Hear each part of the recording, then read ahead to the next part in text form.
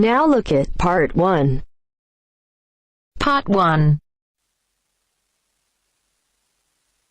You will hear two women talking about house cleaning. First, you have some time to look at questions 1 to 3.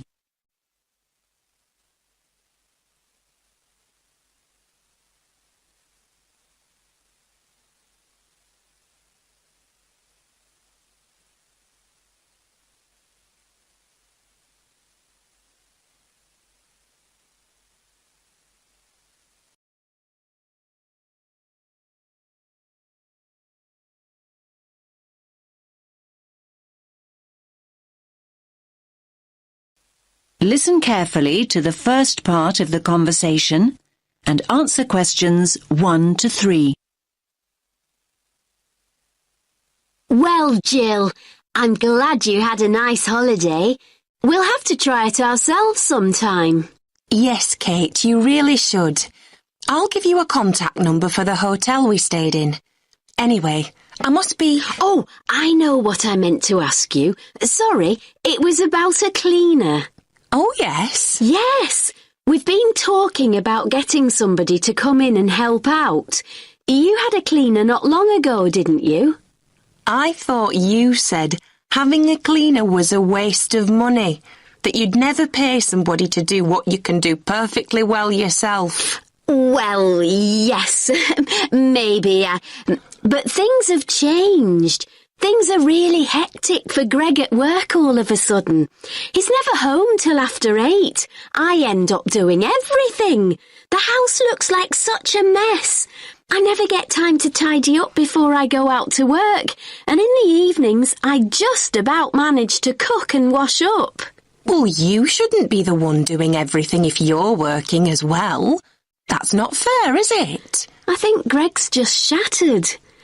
Oh, to be fair, he's pretty domesticated. We've always pretty much shared the chores. It's just a temporary thing, I think. I hope. We're basically both trying to juggle too much. The last thing we want to do at the weekends is start cleaning. We want to relax a bit. It's not because all the neighbours have got a cleaner, is it? You know me too well. I guess there is a bit of that. I feel like the poor relation when I tell them I do all the cleaning myself. They can't believe I fit in so much. Never worry about what other people think. No. Anyway, one way or another we need a cleaner. Well, as long as it's not too expensive, that is. I don't think it's expensive, and it's money well spent. We only stopped having Tricia come in every week because I was off work with the baby, so I could do most of it myself. So how much is it? Well, Tricia was £8 an hour. I can't say that's what everyone charges. That isn't bad, is it? It's less than I thought. Oh, well, I think we can run to £8. How many hours did she do? 4 hours a week. Well, that sounds about right. Can you give me her number then? Oh, sorry, no. She's not around anymore. She went back to Wales. I think it was Wales anyway, a couple of months ago. Oh, no. That's a shame. Wait a minute, though. We've had some leaflets through the door recently. Let me see if I can find one. I put one here by the phone, I'm sure. You now have some time to look at questions 4 to 10.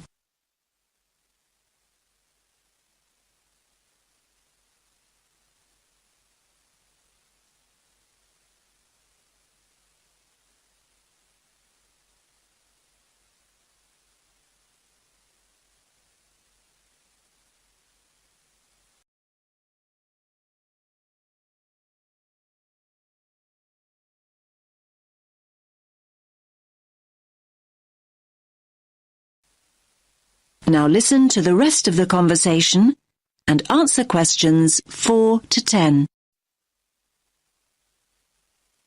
Ah, yes, here we are. It's a company. They're called Dusters. Dusters? Yes, as in people who dust. You have to phone Abby on... Is that Abby with EY? No, it's ABBY. OK. And it's a local number, 650-918. 650-918. OK, got it. They do ironing and can look after your garden too, apparently. Ironing would be helpful. I loathe ironing. So, do they say how much it is? Yes, it's $9.50 an hour. That's for all the different services. $9.50? A bit more expensive then. They do a spring clean for £45. So that's one big clean. Do they say how many hours that is? No, it just says spring clean. I guess it's 5 hours, so it's a bit cheaper than 5 hours of cleaning would be normally. Yes, probably. That might be a good idea to start off with. You'll like this too, Kate. They can use organic products if you want them to. Oh, yes, I'd prefer that. I don't like using strong chemicals. They're so bad for the environment. OK, I'll give them a call. Thanks for that. That is the end of part 1. You now have half a minute to check your answers.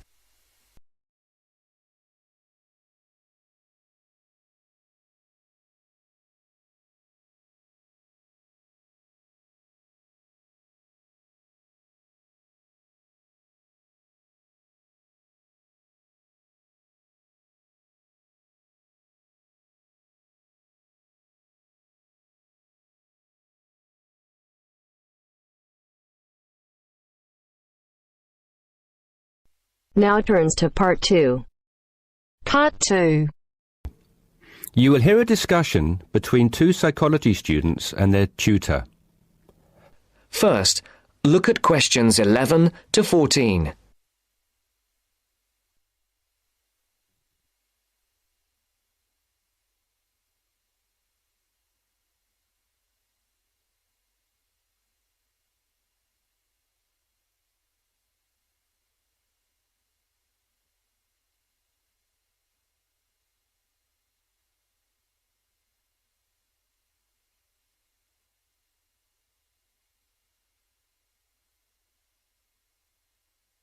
Listen carefully. Answer questions 11 to 14. So, how did you find the lecture yesterday?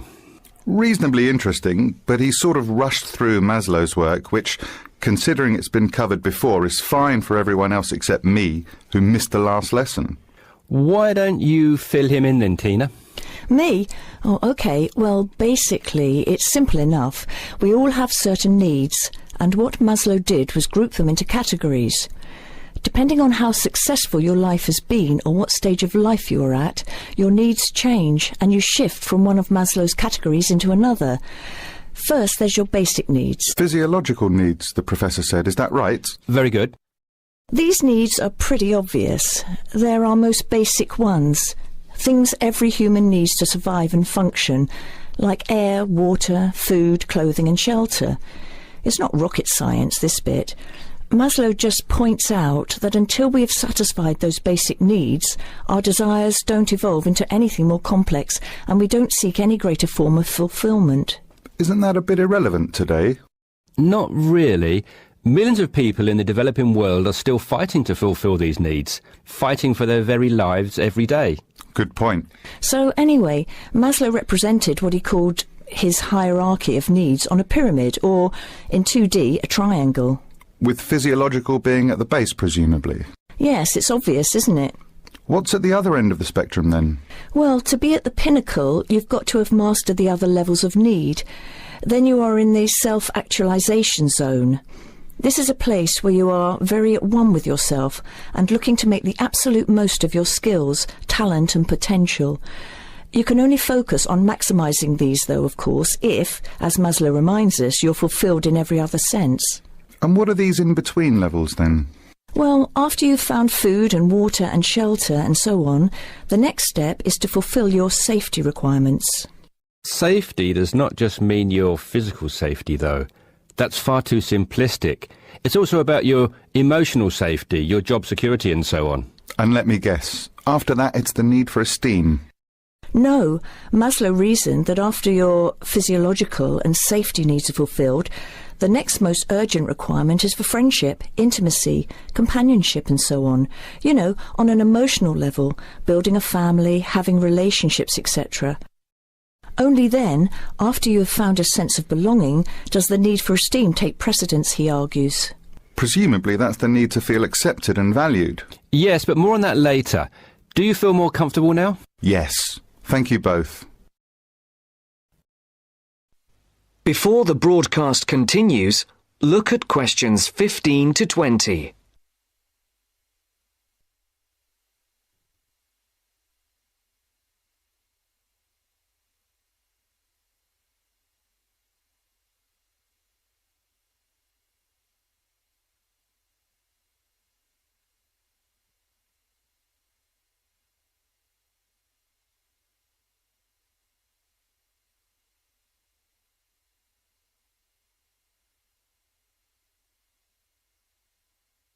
You will now listen to the second part of the talk.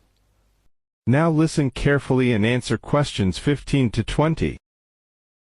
OK, now that you are both familiar with Maslow's hierarchy of needs, let's look at a few cases in point. Case 1. Crime boss in the slums of Mumbai. What do you think? Surely very low. Physiological, I'd have said. But he has food and shelter. A shed is hardly shelter, and how is living from hand to mouth every day adequate from a nutritional perspective? Oh, of course. You're right if you look at it objectively, but remember that human psychology is far more complicated than that. When quizzed, this person surprised researchers. First of all, he regarded his shed as adequate shelter and was completely content there.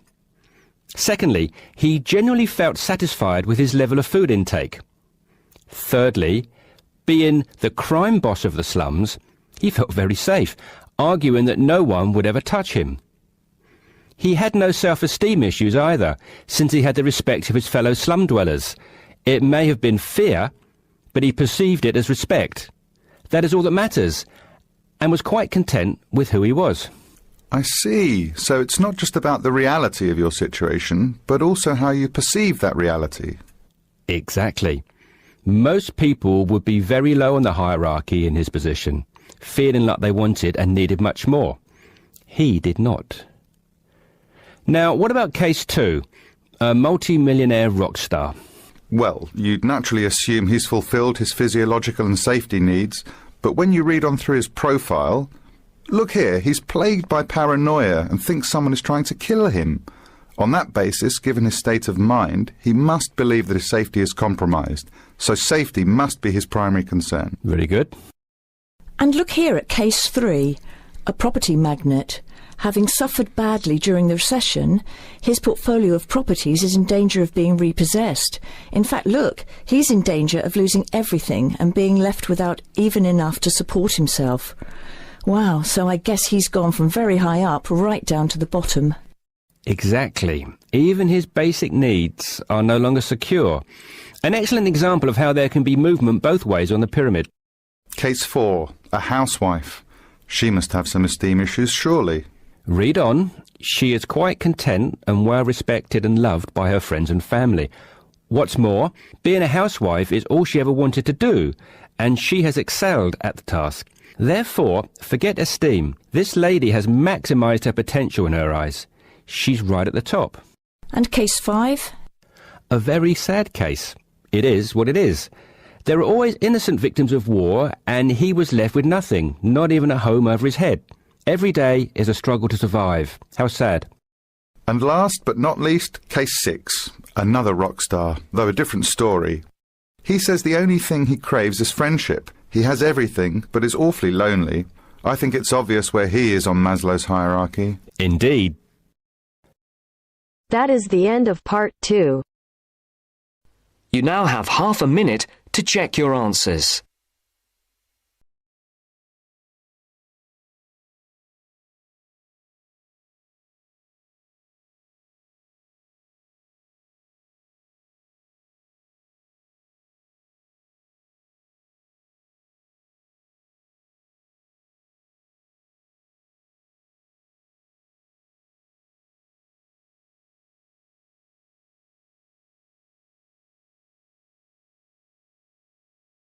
Now turns to part 3. Part 3. You will hear 2 students and a tutor discussing their plans for next year. First, you have some time to look at questions 21 to 24.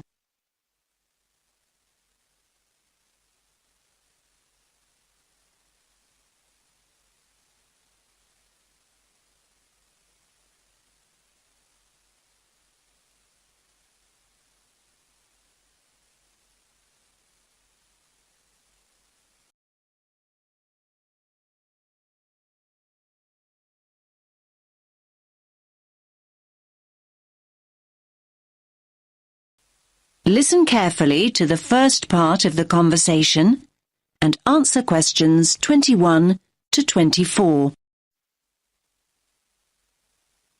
Hi, Mark. How's it going? Oh, hi, Lily. I'm okay. Have you decided what course you're going to apply for, then? Yes, illustration. I've already applied to one college, actually. I didn't even know there were places that did just illustration. There aren't many. Most combine it with other areas like painting and graphic art. Unfortunately, there are no courses in London, so I've opted for Birmingham. Birmingham? I'm not sure I'd want to study there. Well, from what I've heard, you're thinking of not studying anywhere, Mark. Look, I haven't made any decisions yet, but I'm wondering what the point of carrying on at art school really is. I mean, why not just get a studio and paint? Aren't you enjoying art school now, then? Yes, I am, but this is a foundation course, isn't it?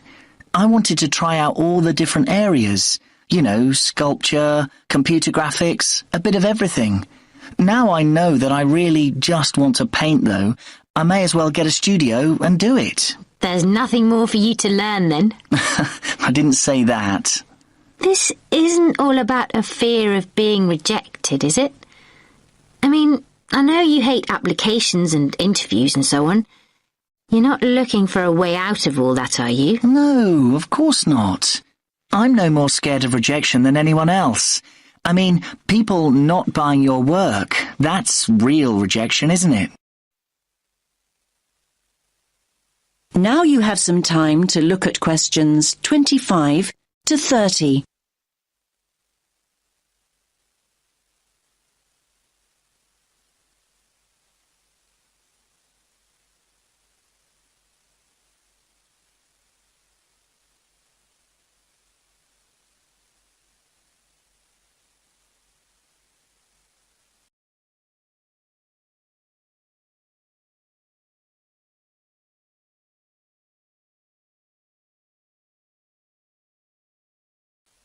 Now listen to the next part of the conversation and answer questions 25 to 30.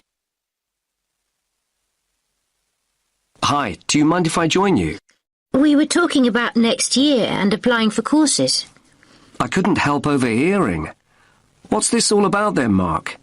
Is it true that you're thinking of not continuing at college?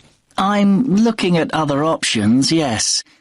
I've been reading about artists who claim there's no real advantage in learning formally. There's this Scottish guy who just went to Paris and got a studio. He's doing really well now. In fact, one of the fine art students here dropped out of her course at the end of the first year and just went to Prague. She loves it there. You might just be looking through rose-tinted spectacles there, Mark. There are plenty of people who regret taking that route, you know. For every artist making a living, there are 20 living on the breadline. Okay, I take your point, but I'm thinking about the cost of 3 years at art school as well.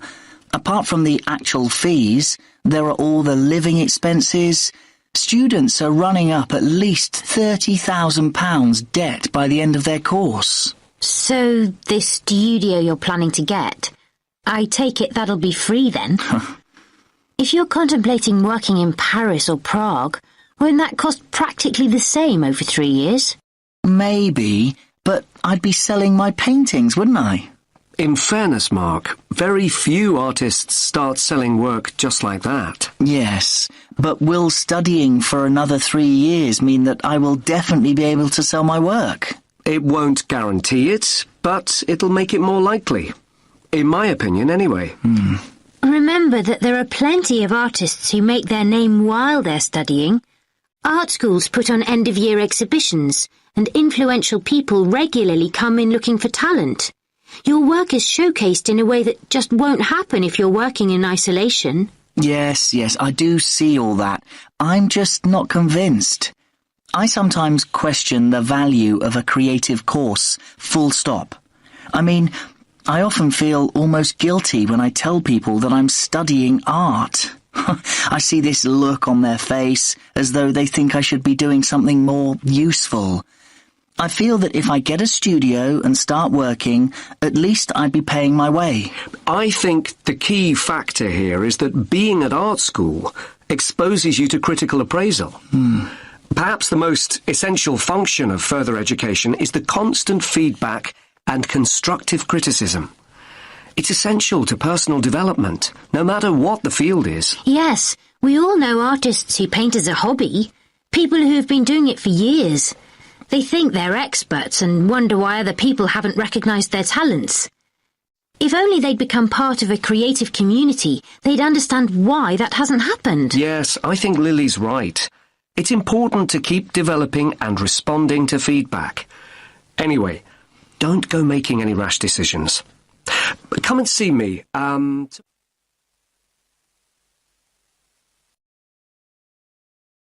That is the end of part 3.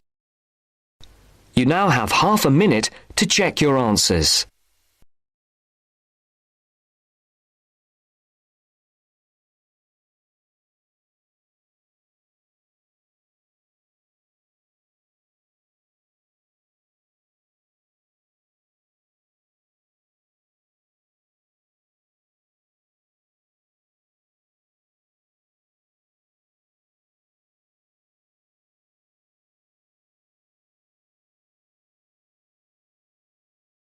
Part 4. Part 4. You are going to hear a talk on the writer Charles Dickens, given by a university lecturer to a group of students. First, look at questions 31 to 35.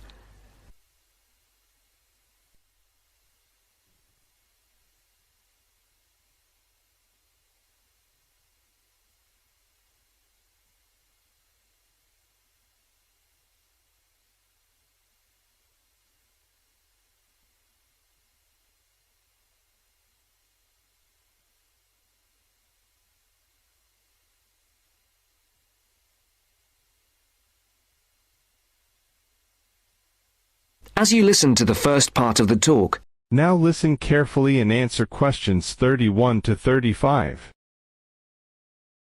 Good morning. My name is Professor Sarah Lennon, and I'm here today to talk to you about the works of one of the greatest writers in the English language, Charles Dickens. He wrote many books, and if we bear in mind that there are over 2,000 characters in his stories, we can get an idea of the complexity of his work. I've selected one novel from your reading list that I would like to talk about to illustrate his genius, namely Dombey and Son. But before we look at this work in earnest, I thought it might be a good idea to have a quick look at his life, and also at a few of the major events that happened during his lifetime, so that we can try to put his writing into perspective. Dickens was born on the 7th of February 1812, at the time when his father was working in Portsmouth Dockyard. His father was transferred to London in 1814. To help give us a picture of the time Dickens was born into, it's worth noting that in 1814, when Dickens was 2, the first efficient steam locomotive was constructed in Newcastle upon Tyne. Then, in 1817, the year that Queen Victoria was born and Waterloo Bridge in London was opened, the Dickens family moved away from London. And to give Dickens' life a literary perspective, in the following year, works by other famous English writers were published: Jane Austen's Northanger Abbey and Persuasion, Mary Shelley's Frankenstein, and Scott's The Heart of Midlothian. When Dickens was almost 10, his family circumstances changed, and in 1822 the family moved back to London. In 1824, John Dickens was arrested for debt and imprisoned in the Marshalsea, near London Bridge, in London. This event had a profound effect on Dickens' writing. From 1827, Charles Dickens had various jobs as solicitor's clerk, freelance reporter, and newspaper reporter. Before the speaker continues the talk, look at questions 36 to 40.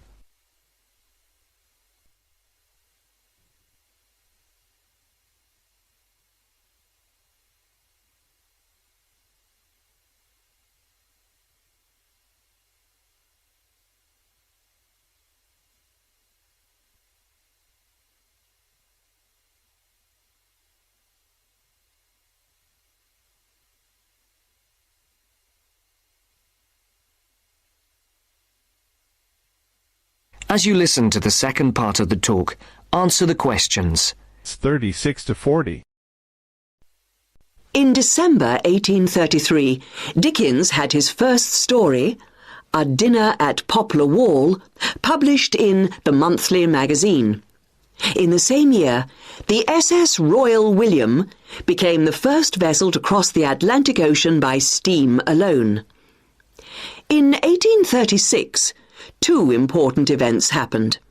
Dickens published the first series of sketches by Boz, and the publishers, Chapman and Hall, suggested his first novel, The Pickwick Papers. In April of the same year, the second major event took place. Dickens married Catherine Hogarth. And in 1837, the year that Queen Victoria became Queen of England, and Samuel B. Morse developed telegraph, the novel Oliver Twist began publication in Bentley's Miscellany in 24 monthly instalments. You may not be aware that serialization like this was common in Dickens' time. In the subsequent year, that is in 1838, the serialization of Nicholas Nickleby started and appeared in 20 instalments. Dickens' novel The Old Curiosity Shop began serialization in 1840. This was the year the first postage stamp, the penny post, was brought in by Rowland Hill, and the year the first bicycle was produced. The next major publication for Dickens was in 1842, when the first part of Martin Chuzzlewit appeared, and in 1848, Dombey and Son was published. Now, do you have any questions before we go on to look at this work in some depth? No? That is the end of part 4. You now have half a minute to check your answers.